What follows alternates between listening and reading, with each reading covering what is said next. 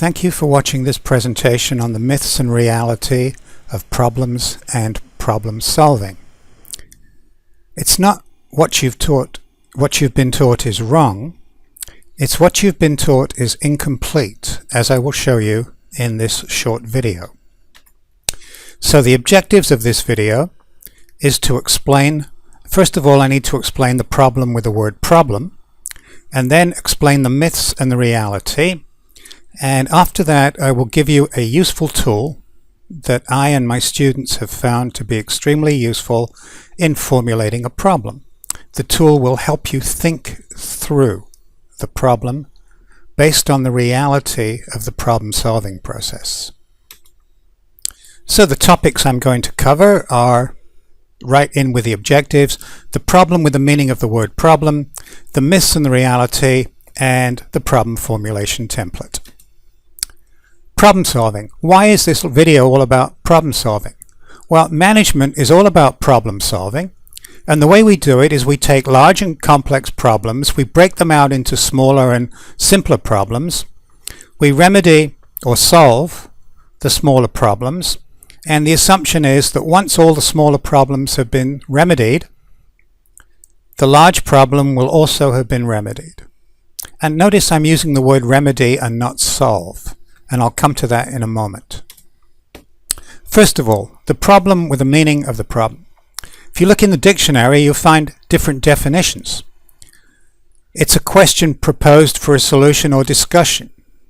Generally happens in a classroom or in an executive style meeting. Another definition, a question or matter involving doubt, uncertainty, or difficulty. And so you might hear somebody say at the end of a sentence, and that's the problem, when what they really mean is, and that's the undesirable situation. The problem is to figure out what to do to transition from the undesirable situation to a future desirable situation. That's definition number 3. We use the word problem in the context of the undesirable cause, of the underlying cause. And you might hear somebody say, my phone stopped working, the problem was a discharged battery. Well, if we think through what they mean rather than what they say, the cause of the phone stopping working was a discharged battery. The symptom or the effect was that the phone stopped working. And the problem was to figure out why the phone stopped working. Moving on. Myths and reality of the problem-solving process. The myths and reality. So what you've been taught in the past is we start with a problem, you're given the problem, and you have to solve it. First myths are that there's a single correct solution and one single pass through the problem-solving process will provide the solution. That is what you've been taught, and that is generally incorrect. The reality is single, that is the single correct solution and the single pass is only valid for easy problems. There are 4 ways of remedying problems, and there isn't just a single correct solution except in mathematics where 1 and 1 always makes 2. In the real world there are generally multiple acceptable solutions. And we need multiple passes to evolve the remedy for problems that are not easy. And so what is taught in the classroom is generally a special case or a simple instance of a meta situation. 4 levels of difficulty. This is based on Whitford's website. When I faced the problem of classifying problems into levels of difficulty, I didn't come up with my own ones. I looked out on the internet to see who else has faced the problem before. And I found this website.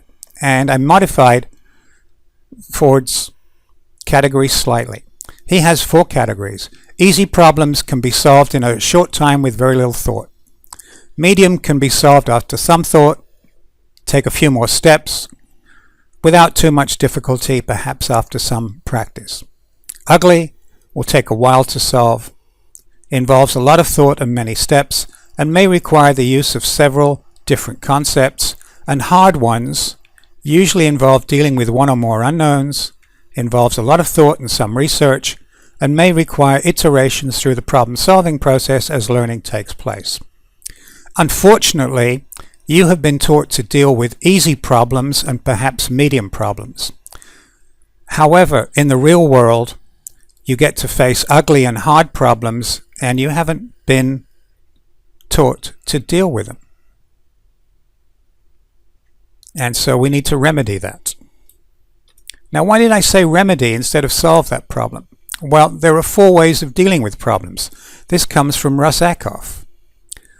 First way is you absolve the problem, which is you ignore it. In management, we tend to call that ostrich management. The manager sticks their head in the sand and like an ostrich and ignores what's going on. However, sometimes it's the only way we can deal with a problem because there aren't any feasible solutions. Either the technology isn't there to implement a solution, or it's too expensive and we can't deal with it. And then we resolve or solve the problem. Resolving the problem does something that yields an outcome that's good enough.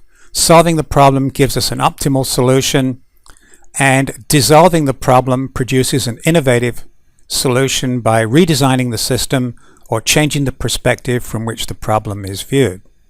And that's one of the benefits of going beyond systems thinking, because you do tend to come up with innovative solutions.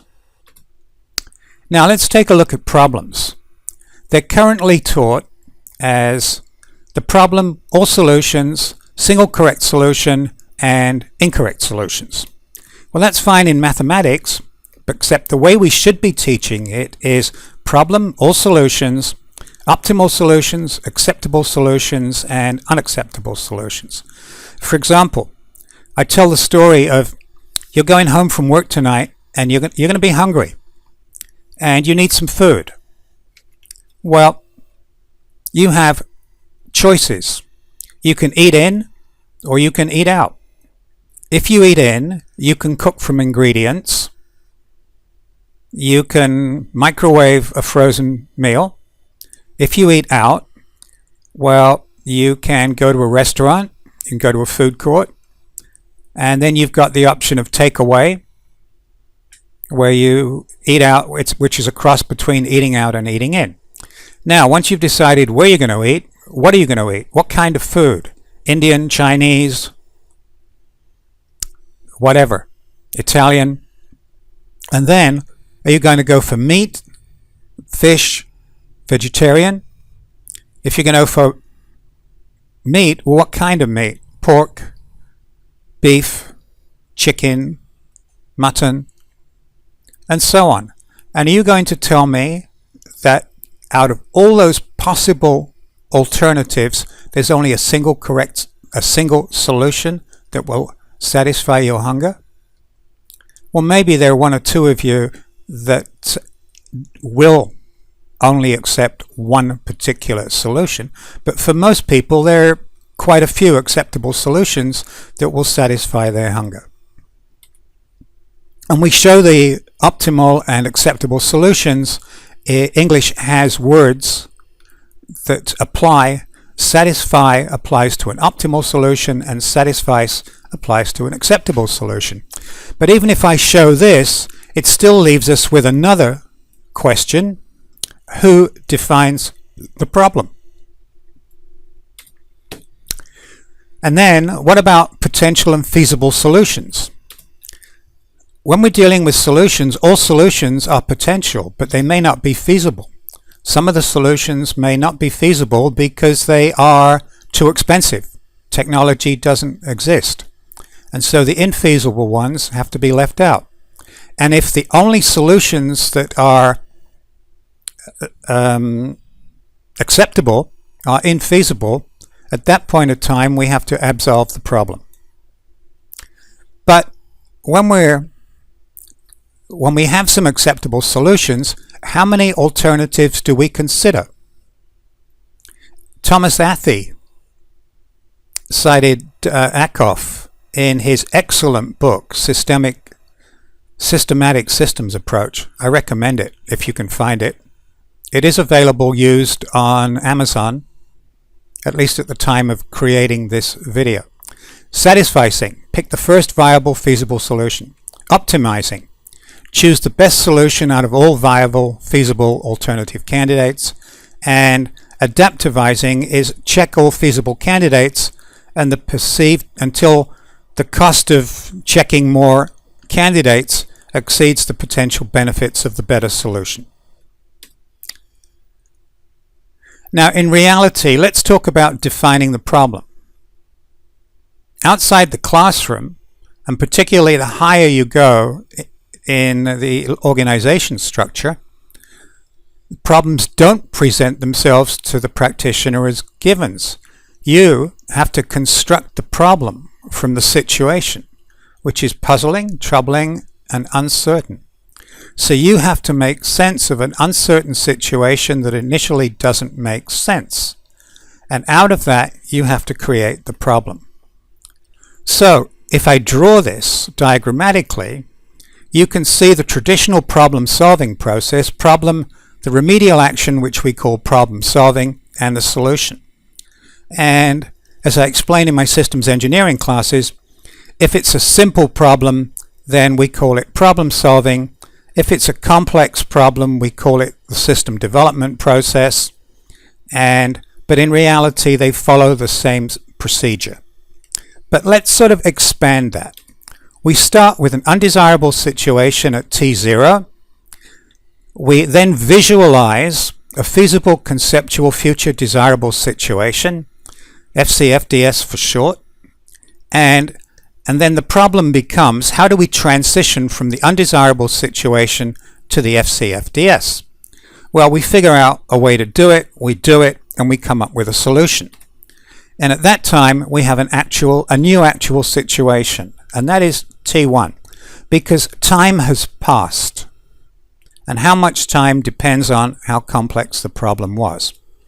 Well, once we have an actual situation, we then have to check it. Is it still undesirable?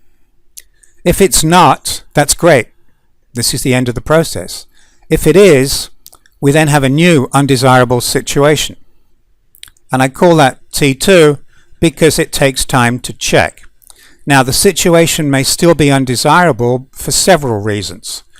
We may not have tackled the entire undesirable situation and only partially remedied it, or the undesirable situation has changed, new aspects have shown up that weren't tackled, or when we put the solution into operation, there are undesirable properties that show up or emerge and contribute to the undesirable situation. So if I stress it, undesirable situation at T0 evolves to the actual situation at T1, and that can evolve to the undesirable situation at T2. So if I draw it from the functional view with a single pass, you see it like so. If I draw it as a multiple pass loop, you can see it like so. And I would like to point out that what you get and what you're taught is basically what's inside the red circle. So as I said, what you've been taught is not incorrect, it's just incomplete, and we have to consider the problem solving process as an iterative loop. So let me give you something useful to take away with you. The problem formulation template is based on the iterative formulation loop. You start with an undesirable situation and an FCFDS as perceived by the stakeholders.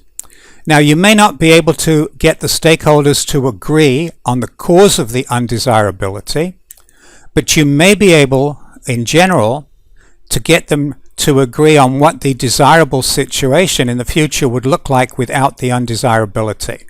And that's generally the situation without the undesirability and some improvements.